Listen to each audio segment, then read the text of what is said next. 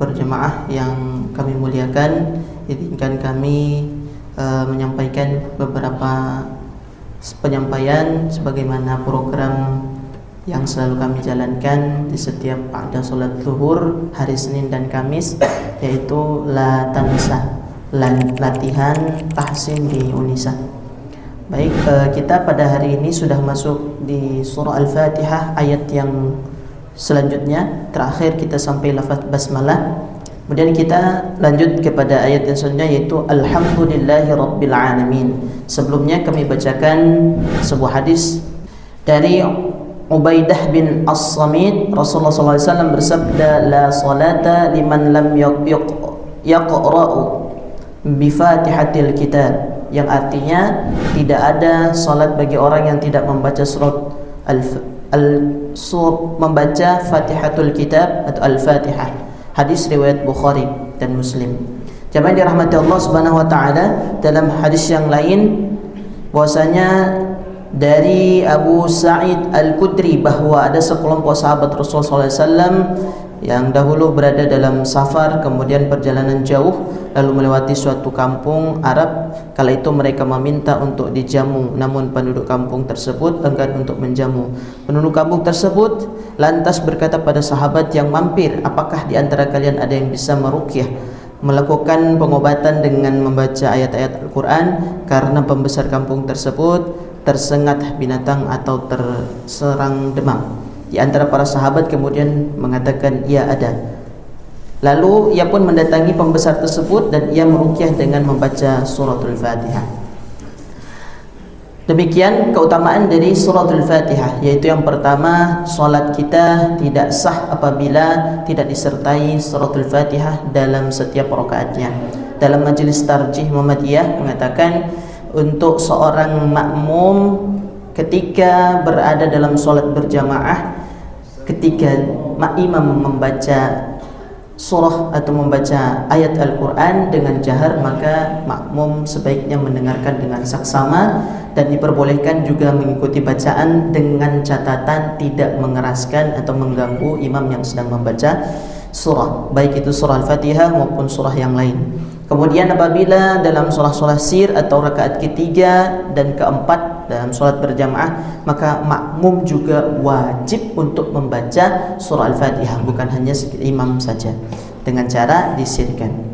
Kemudian bagaimana lafaz dari suratul Fatihah? Di antara dimulainya dari Alhamdulillahi Rabbil Alamin, sebagaimana hadis yang dibawakan di mana menyebutkan suratul Fatihah sebagai Ummul Quran atau induknya Al-Quran atau intisari dari Al-Quran. Jamaah dirahmati Allah Subhanahu wa taala, karena ini disebut latihan, maka nanti saya contohkan kemudian jamaah mengikuti. Kita lanjut surah ayat yang berikutnya. Alhamdulillahi Rabbil Alamin. Monggo sama-sama. Alhamdulillahi Rabbil Alamin. Nah, kita tahsinkan. Jadi pada kalimat alhamdu itu terdapat alif lam, di mana alif lam ini ketika di awal disebut hamzah wasal, dibaca alhamdu, tidak dibaca il atau dibaca ul. Berbeda de hamzah wasal selain alif lam, maka dia melihat harokat yang ketiga, ya, melihat harokat yang ketiga, seperti kata unzur. Unzur apabila hamzah wasal maka dia dibaca u. Kenapa? Karena huruf ketiganya itu berharokat dhammah. Dan kata-kata yang lain dalam Al-Quran. Jadi kalau di alif lam ini kita sebut sebagai hamzah wasal dan semuanya dibaca dengan fathah al. Kemudian lamnya dibacanya tidak terputus, sebagaimana banyak kita dengar membacanya alhamdulillah, tidak terputus demikian, karena lam itu sudah sepantasnya memiliki sifat bainiyah atau mengalir dalam bunyinya. Alhamdu, lam, mim, nun, ain, ra. Lam, mim, nun, ain, ra. Ini ketika dia sukun tidak dibaca putus. Contoh yang biasanya keliru, alhamdulillah. Nah, tidak demikian. Bacanya alhamdulillahi. Ya, ini sifat-sifat huruf yang harus kita ketahui. Sekali lagi kami contohkan, kemudian kita sama-sama. Alhamdulillahi rabbil alamin. Monggo. Alhamdulillahi rabbil alamin.